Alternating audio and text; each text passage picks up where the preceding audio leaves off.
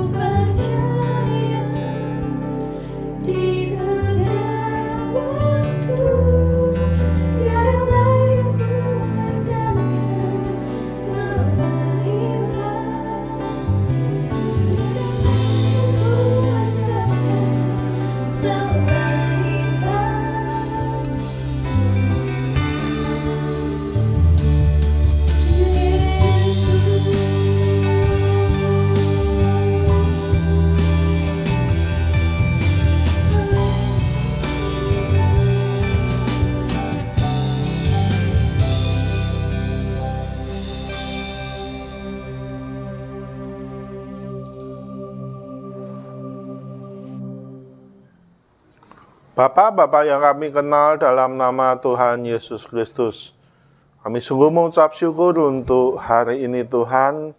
Kami beribadah lagi walaupun secara online Tuhan, tetapi kami percaya bahwa kasih-Mu selalu menyertai kami, bahwa perlindungan-Mu selalu ada bersama dengan kami.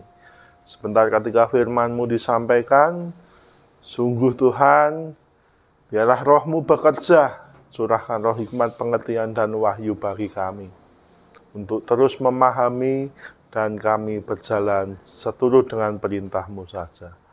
Terima kasih Bapa. Amin. Shalom, jemaat, Bapak Ibu yang dikasihi Tuhan di tempat masing-masing.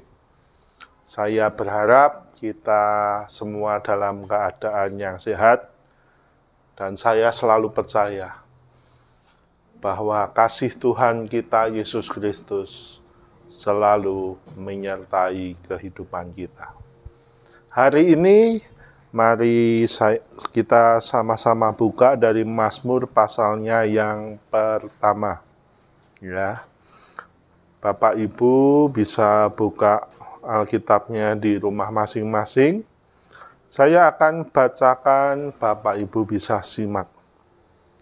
Oleh LAI diberi judul Jalan Orang Benar dan Jalan Orang Fasik. Berbahagialah orang yang tidak berjalan menurut nasihat orang fasik, yang tidak berdiri di jalan orang berdosa, dan yang tidak duduk dalam kumpulan pencemooh. Tetapi yang kesukaannya ialah Taurat Tuhan, dan yang merenungkan Taurat itu siang dan malam. Ya, seperti pohon yang ditanam di tepi aliran air, yang menghasilkan buahnya pada musimnya. Dan yang tidak layu daunnya, apa saja yang diperbuatnya berhasil. Bukan demikian orang fasik. Mereka seperti sekam yang ditiupkan angin. Sebab itu orang fasik tidak akan tahan dalam penghakiman, begitu pula orang berdosa dalam perkumpulan orang benar. Sebab Tuhan mengenal jalan orang benar, tetapi jalan orang fasik menuju kebinasaan. Yang percaya sama-sama katakan, amin. Ya, Mazmur pasalnya yang pertama ini, saya percaya Bapak Ibu di rumah sudah membacanya berulang-ulang ya. Saya juga sama, tetapi Mazmur pasalnya yang pertama ini sungguh menarik bagi saya. Karena apa? Karena Mazmur pasalnya yang pertama itu sebetulnya adalah Mazmur yang terakhir ditulis. Jadi Mazmur 2 sampai dengan yang ke-149 itu ditulis terlebih dahulu, kemudian Mazmur pasalnya yang pertama dan Mazmur 150 itu ditulis yang terakhir kali. Ya, jadi seolah-olah Mazmur pasalnya yang pertama ini adalah kesimpulan dari keseluruhan Mazmur. Ya, karena Mazmur pasalnya yang ke-150 adalah tentang puji-pujian bagi Allah. Tetapi Mazmur pasalnya yang pertama ini seolah-olah merupakan sebuah kesimpulan. Ketika pembaca Mazmur ini sudah membaca semuanya, ketika sudah mendalami semuanya, terus oleh redaksi ditulis Mazmur pasalnya yang pertama. Dan saya percaya yang menulis Mazmur pasalnya yang pertama sudah memahami seluruh bagian Mazmur. Ada beberapa hal yang menarik bagi saya adalah ketika ayat pertama dikatakan berbahagialah, ashrei, Dalam bahasa aslinya, orang yang tidak berjalan menurut nasihat orang fasik. Saya suka terjemahan yang mengatakan betapa berbahagianya. Jadi yang tadi saya katakan, redaksi sudah memahami seluruh pasal Mazmur, dan kemudian dia memahami kehidupan juga, dia merenungkannya, dan seolah-olah dia mengatakan di ayat yang pertama, betapa berbahagianya orang yang tidak berjalan menurut nasihat orang fasik. Itu yang pertama, yang menarik bagi saya. Yang menarik bagi saya yang kedua adalah di pasal ini ketika kita membacanya sekilas seperti ada dua kutub yang sedang diperbandingkan di sini. Yang pertama adalah orang fasik, yang kedua adalah orang yang suka Taurat, ya. Oleh LAI diberi judul Jalan Orang Benar dan Jalan Orang Fasik. Kurang lebih orang fasik kemudian dibandingkan dengan orang benar, ya. Tetapi apakah ada? Mari kita berpikir bersama-sama. Apakah ada perbandingan yang begitu hitam dan putih seperti itu? Tentu saja enggak. Orang yang sehebat Daud saja, dia punya kelemahan. Jadi kita enggak bisa bandingkan yang hitam dan putih secara apa adanya. Dan tentu saja yang dibandingkan di sini bukanlah orang, tetapi yang dibandingkan di sini, saya setuju dengan LAI bahwa di situ dikatakan yang dibandingkan adalah jalannya, ya. Saya setuju ketika dikatakan jalan orang benar dan jalan orang fasik. Bicara mengenai jalan nggak ada yang setengah-setengah. Jalan A atau B, jalan kebaikan atau jalan kejahatan, tinggal pilih, ya. Jadi dua kutub yang tadi saya katakan, yang pertama adalah orang fasik, dia berjalan di jalan yang berdosa, dan kemudian perhatikan di ayat yang keempat dikatakan, mereka seperti sekam yang ditiupkan angin. Ayat 6 kemudian disimpulkan, jalan orang fasik menuju kebinasaan. Ada orang fasik yang berjalan dalam jalan yang berdosa dan menuju kebinasaan. Dibandingkan dengan yang B, yaitu orang benar, jalannya apa? Jalannya adalah kesukaannya akan Allah dan Taurat Tuhan. Ketika saya berkata tentang Taurat, jangan kemudian dihubungkan dengan ahli Taurat dan Farisi tentang hukum-hukum mereka. Yang dimaksud di sini adalah orang yang mencintai Tuhan dan firman-Nya. Jalannya adalah jalan mencintai Allah, mengenal Allah, dan menyukai firman Tuhan.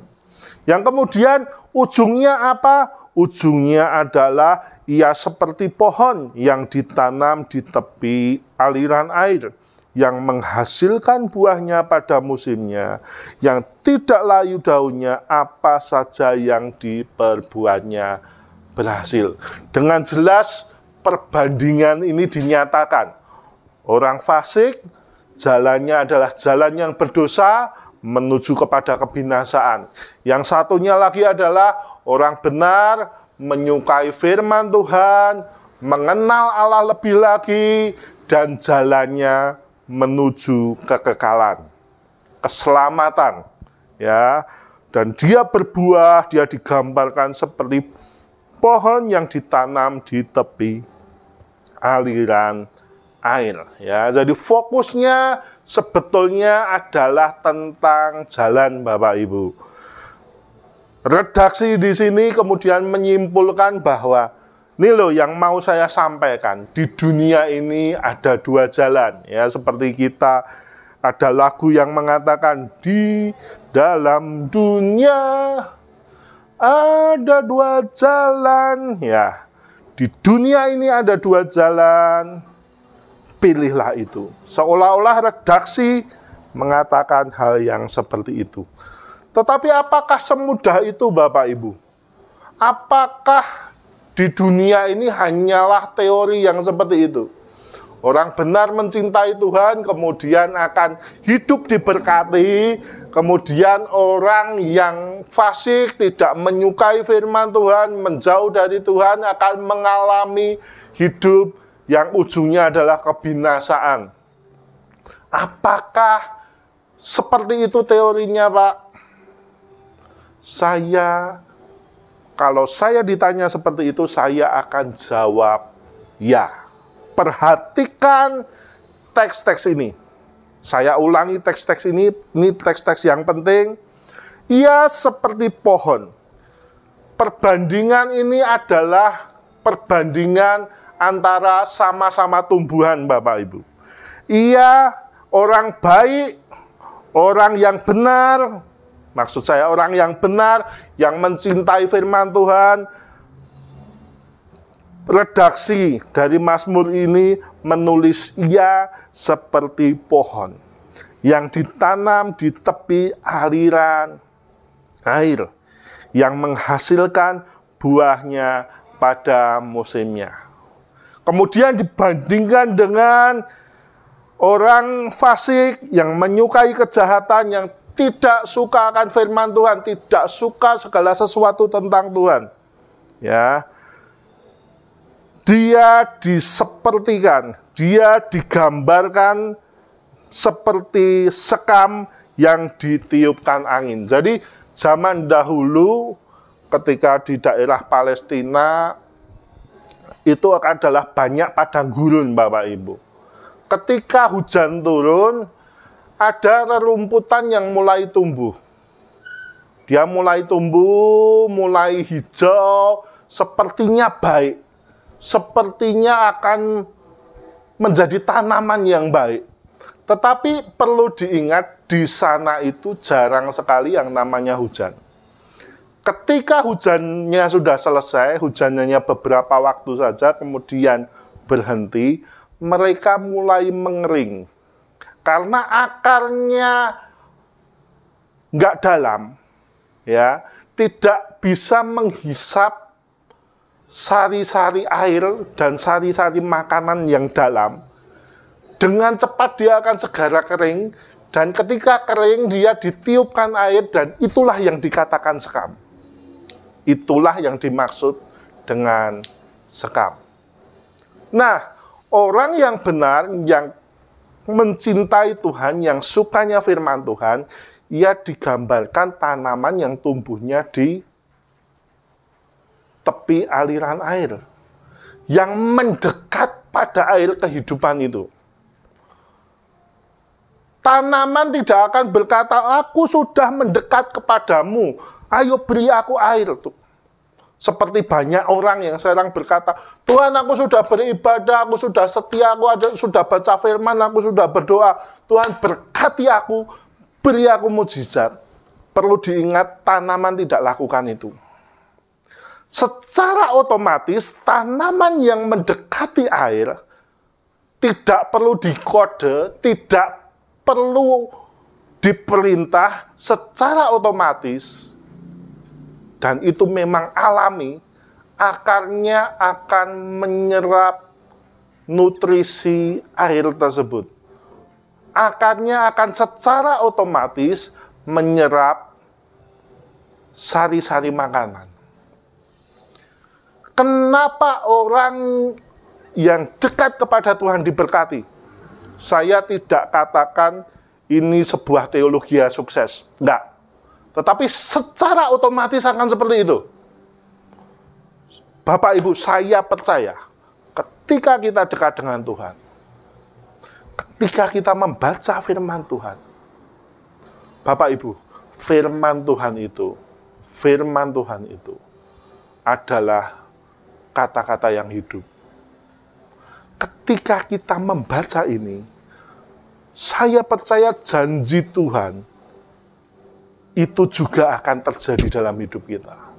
Saya percaya bahwa mujizat Tuhan yang ada di dalam firman ini juga akan terjadi dalam kehidupan kita. Itu yang saya katakan firman Tuhan yang hidup. Ketika kita mendekati Allah, ketika kita menyukai firman-Nya, nggak usah kita minta, apa yang ada di dalam sini akan terjadi dalam kehidupan kita. Tetapi ketika kita menjauhi firman Tuhan, kita menjauhi Allah, kita seperti pohon yang sedang menjauhi air. Kita seperti pohon yang sedang menjauhi nutrisi-nutrisi yang penting untuk kehidupan kita. Saya sedang tidak mengikuti, yang saya katakan ini bukanlah tentang teologi saya sukses. Tetapi hal ini akan terjadi dalam kehidupan Bapak Ibu. Pertanyaannya sekarang, apakah Bapak Ibu, kita semua adalah tanaman yang sedang mendekati air kehidupan itu? Atau tanaman yang jauh dari air kehidupan itu? Dan redaksi dari Mazmur berkata, ada dua jalan, hanya ada dua jalan. Ketika engkau menjauh dari Tuhan, ujungnya hanyalah kebinasaan. Ketika engkau mendekati air kehidupan itu, engkau tidak hanya tumbuh, engkau akan berbuah, engkau akan dipakai Tuhan, dan engkau akan mengalami kehidupan yang penuh dengan berkat Tuhan. Ketika saya katakan berkat Tuhan, tidak hanya tentang berkat materi Bapak Ibu, itu salah satunya, tetapi penyertaan Tuhan yang sempurna dalam kehidupan kita. Itu yang bisa saya sampaikan. Tuhan Yesus memberkati. Bapak Ibu, mari sama-sama kita akan berdoa. Terpujilah nama-Mu Tuhan di tempat maha tinggi. Kami percaya Tuhan, kasih-Mu begitu besar bagi kami, penyertaan-Mu.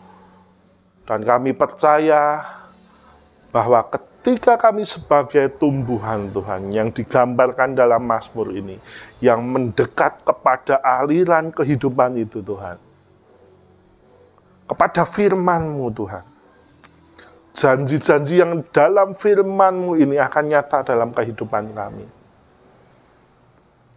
Mujizat-mujizat yang ada di dalam setiap kata firman-Mu ini akan nyata dalam kehidupan kami. Hanya saja kami cintai ini atau kami jauhi ini Tuhan. Itu pilihan dari hidup kami masing-masing. Kami mau jadi umat-Mu yang mencintai Engkau, mencintai firman-Mu Tuhan. Terima kasih Bapa, kami sungguh mengucap syukur untuk hari ini. Haleluya, amin. Bapak Ibu, mari kita akan sama-sama akan terima doa berkat.